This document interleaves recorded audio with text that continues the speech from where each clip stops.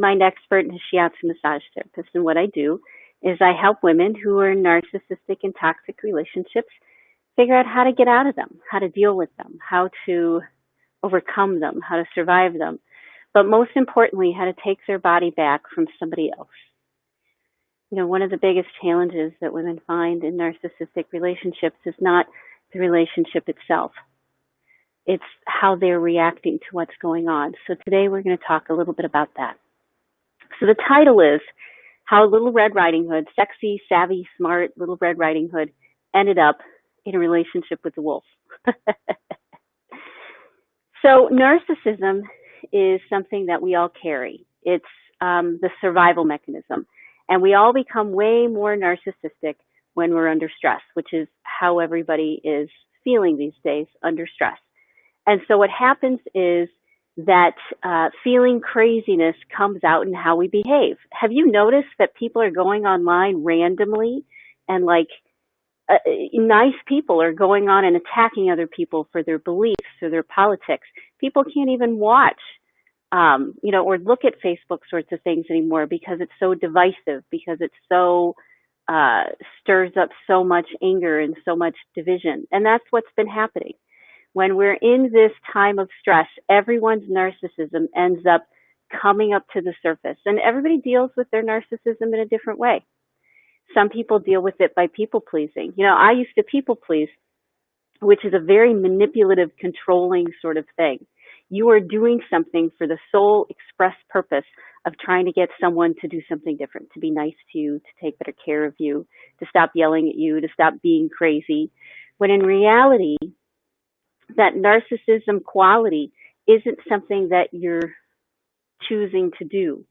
It's something that comes up, and you end up feeling trapped or stuck or helpless, and that's how you end up behaving like someone who's been traumatized, like someone who's been taken advantage of, like someone who's felt like they have been treated badly and abused. Now, you'll see these sorts of things in families. In fact, it was really common. You know, how many children ended up in families where, one or the other parent was narcissistic. And the reason they were narcissistic was because they were struggling. They were struggling with what was going on in their life and what was going on around them. For my parents, there was a lot. My brother was in a nursing home. They were trying to survive. My mom worked. My dad worked. And so we had all of these generations of little girls. And when I checked in with my cousins, it was the same sort of thing. Generations of little girls and little boys, but today we're just talking about little girls who were left to fend for themselves, left to figure it out, to go through the woods and figure out how to get to Granny's house and how to support herself and how to fight back. This was very common. It was a whole generation, if not several generations, of girls who ended up traumatized women looking around themselves and realizing that they are surrounded by people who don't have their best interests in mind, almost like throwaway. A lot of women of my generation were just kind of throwaway. You're, supposed to be seen but not heard. It's just the way that it was. So many women were taught how to be victims. They were taught how to allow other people to make all the decisions. I can't tell you how many women survived childhood trauma and childhood issues, whether it be sex abuse, whether it be verbal abuse, emotional abuse, divorce. Stories come up about women who were cornered, upstairs by a family friend, or moms or dads who had addiction problems, or just the way that it was. You were just taught that you were supposed to be seen and not heard, and that men had the ultimate authority. I remember when I was a kid, we would put all of the food around my dad so that he would feel that he had, that everything was there for him, so that he had all the food. He had all of the power and the control, and it was just normal.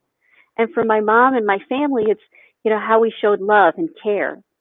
But there were a number of people that, as they got more stressed out, found that, hey, someone will put up with my stuff. It was these generations of women who are now, high up in the corporate ladder, who made it through childhood issues on their own, by themselves, and powered through. And they became successful mothers and wives and volunteers in the community and entrepreneurs and healers and service workers. And they had great, and they have great authority in the outer world. And then they go home and they walk into their house and they immediately turn back into that small little Red Riding Hood girl, the one that is scared, the one who doesn't know what to do, the one who gives all of the food to their dad, the one who jumps when a car pulls in the driveway, the one whose heart starts to beat faster when they hear footsteps coming up a walk or on a floor above them. These are all normal things that happened to many little girls when they were growing up, probably you at some certain level, because there was a narcissist in your life. There was somebody who their main focus was their own survival. And even though they made the promise to take care of their kids in the time and the age and the day, it just wasn't the thing done. Yeah, Kimberly says that it's very true. It's about dominion. It's about domination. It's about control. So wolves, many times, they are born and they're made into wolves. So they've got that underlying dysfunction, ADD, ADHD, whatever's going on, and then some overlying trauma. And it turns them into a wolf who sits there and kind of lays in wait, looking to find someone who will allow them, who will give them the power, who will give them the strength in order to, who will allow them to be that way, to behave in a way that is uncomfortable and unkind. Yeah, Diane says her former boss was a nightmare. Narcissist to the max, glad it's over, but you'll never forget. And one of the biggest fears that women have is not about forgetting. It's about ever being able to find a good relationship again. Now, the interesting thing about narcissism, the thing that gets you trapped, is that a narcissist has many different personalities, many different sides to them. And they're all true. Every side of a narcissist is true. And when they're feeling good, when they're in a good space, they show the good side of themselves. They show the side that they want to be. But as soon as they get stressed out, they fall back into their pattern. And their pattern probably wasn't necessarily people pleasing. Their pattern many times was anger and manipulation, was rigid thinking, was attacking. That was their coping mechanism.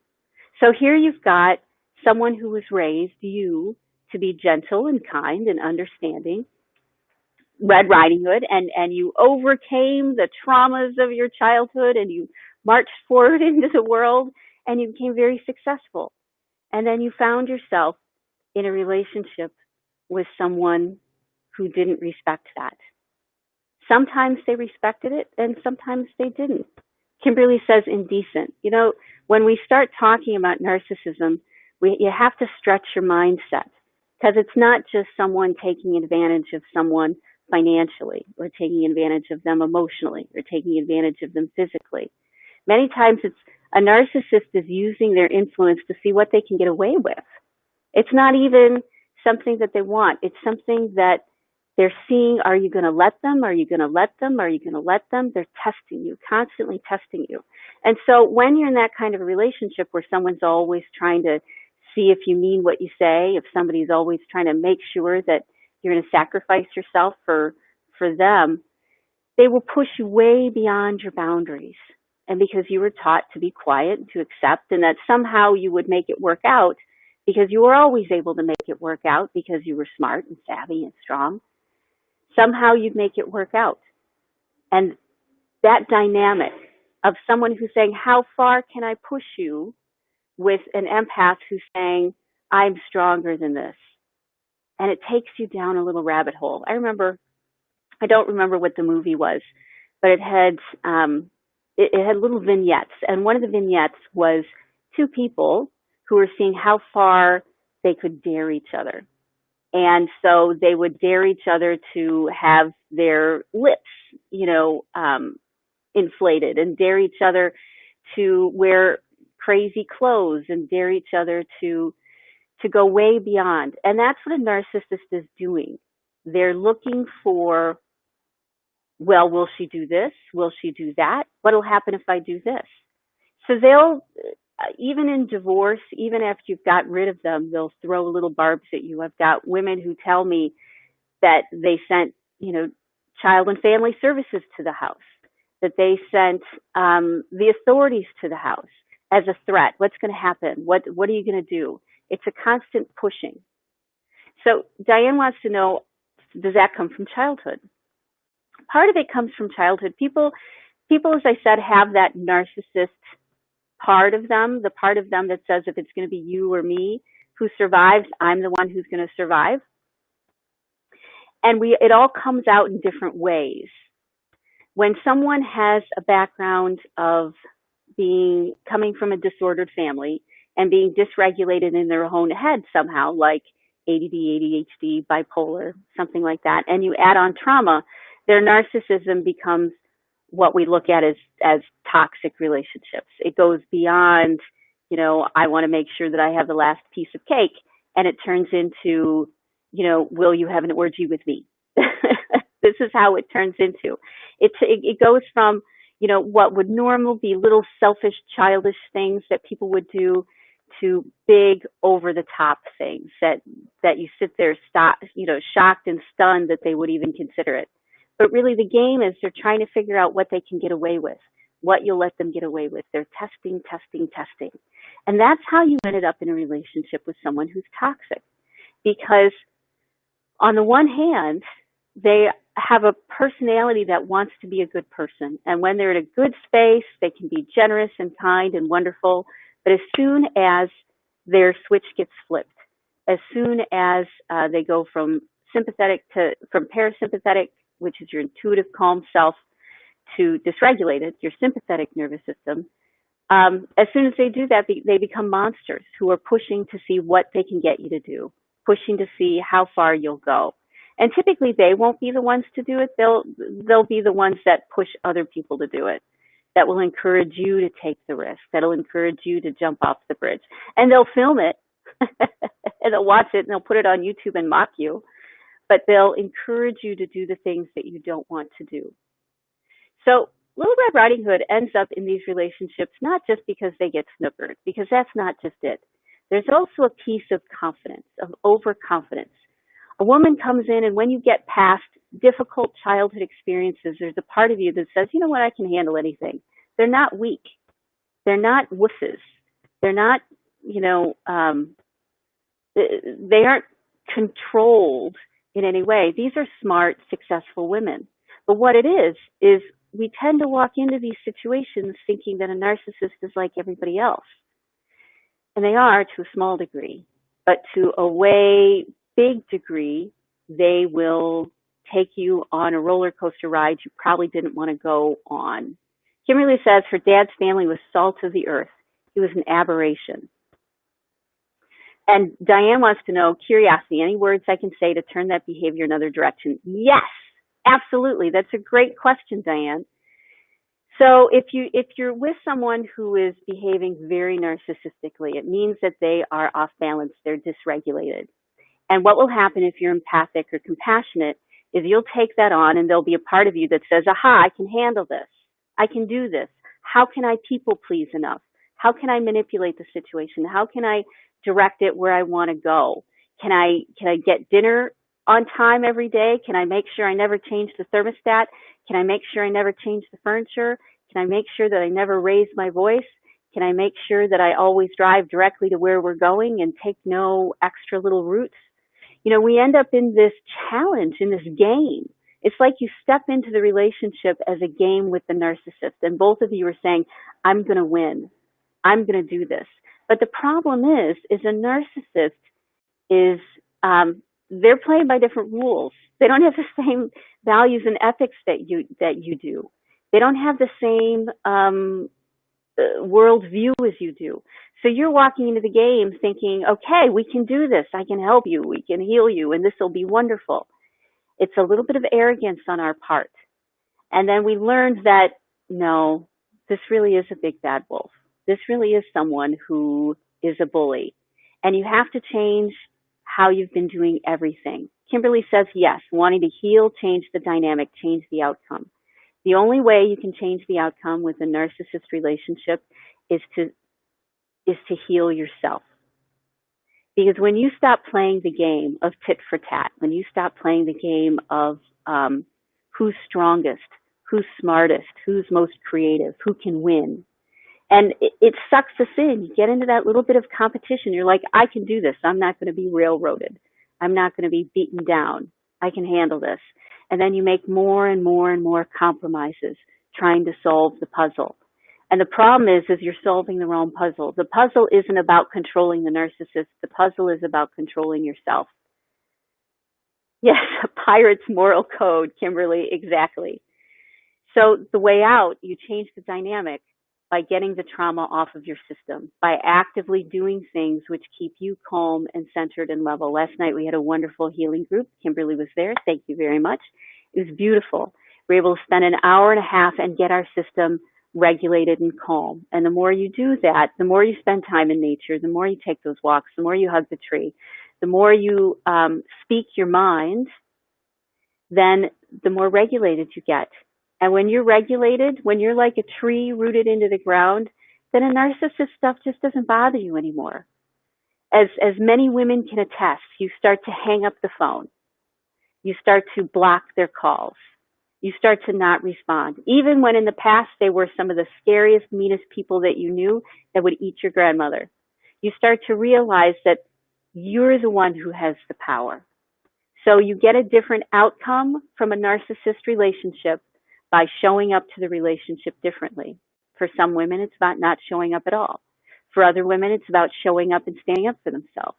Other women, it's about, getting an equitable divorce that's graceful and peaceful. So you get to decide what direction you want to go with this, what you need. But you need to start working on that. You need to start working on being happy and healthy and well balanced. And you have to give yourself permission to do those things, because if you don't, that's how you ended up in this relationship. Because somebody taught you a long time ago that what you wanted and what you needed in your personal life didn't matter, that your job was to take care of men or take care of someone else. Someone taught you this, and they scared you enough into it thinking that it was true. But that's not how the world works. If you don't stand up for yourself, if you don't respect yourself, if you don't love yourself, then there are narcissists out there, and those narcissists will take advantage of it, and you won't know if they're lying or telling the truth, and you won't know if they really will drop your baby. You don't know if they really will steal your car. You don't know if they really will, send you photos of them with someone else. You don't know these things because a narcissist doesn't have the same values that you do. So you need to respect where they're at, and you need to respect where you're at, and start working on the things that you have control over, which is yourself, which is your emotions. And when you focus on that first, you'll find your narcissist relationship either goes away or it gets better. Because many narcissists are people who are way stressed out and they don't know how to handle their stress. And when you learn how to handle your stress, it starts to change how everybody works together. Either because you get rid of the person, as I said, or because you don't engage with them the same way. Suddenly, it doesn't bother you that they're having a temper tantrum. You just recognize that they're having one and you let them go. You say, oh, you're having a temper tantrum. Okay. And then you come back later when they feel better. You stop putting the judgmentalism. You stop being angry about all of that. And you start realizing that you need to love yourself first. Diane said she finally decided with her boss that she doesn't deserve this and she needed to forgive him, not because he deserved forgiveness, but because she deserved her inner peace. And that's the change. You are right on, Diane.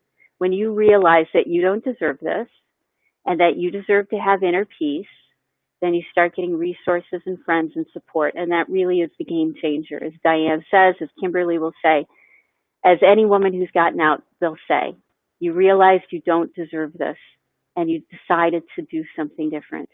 And it can take a little while to clean some of those things up, those old beliefs and those old feelings and those old traumas. It can take some help. It can take some support. But you'll find that every time you take a step in that direction, life gets easier. It doesn't feel so chaotic. It doesn't feel so stressful and crazy. Every time you take that step towards calming down your nervous system, calming down your nervous system, calming down your nervous system, like we did all last night. We got everything back into alignment. That's how the world changed, and that's how your relationships changed. Not because you became perfect, or the perfect daddy's little girl or mommy's little girl, or the perfect daughter or perfect girl that gets applauded and rewarded for doing well. You know, you stop becoming that, someone who is just a toy or a plaything or a puppet of other people, and you start realizing that you're their equal. And only when you give yourself the nourishment and the love that you deserve will things start to change. Yes, Kimberly says boundaries with consequences. Absolutely. And that's how it happens. You start to respect yourself enough that you set boundaries and they have consequences. And then suddenly the narcissism has better behavior. Who knew? I can't tell you how many women were like they were the biggest monster in the world. And once I started setting these boundaries, I realized that they were lying to me all the time. They really weren't going to do those things. And now you know. When you start to love yourself and respect yourself, other people start to love and respect you too. It's the way of the world. And if you realize there are narcissists out there and the Prince Charmings are few and far between and the big bad wolves are everywhere, you start to realize no one's evil. They just don't know how to handle their stuff. And you get to choose who you want to spend time with. Do you want to spend time with someone who takes advantage of you, or do you want to spend time with someone who cares about you and loves you and nurtures you? That's the decision you have to make. So if you feel stuck, if you need some help out of this, go to inspiremassage.com or ritahickmancoaching.com and start looking up how we can help. Kimberly says they are not our equals. That's why we feel sorry for them. Yes, that's an excellent way to end our live stream today. Thank you, Kimberly. So I hope you have a great rest of your day. I'm looking forward to seeing you tomorrow. And you can do this. Julianne, your talks are part of my morning routine. Oh, thank you, Julianne. I'm so glad you're learning so much. Knowledge is power every day of the week. When you know what's going on and you know how you work and you know what's going, and you can see that bigger picture, suddenly you can take the world into a more graceful, beautiful place instead of one that's so tumultuous and angry and hurt and wounded. You start to realize that you have the power and you can do this. Okay? So have a great rest of your day. I'll see you tomorrow. I'm looking forward to it. And I'll talk to you later. Okay? Bye.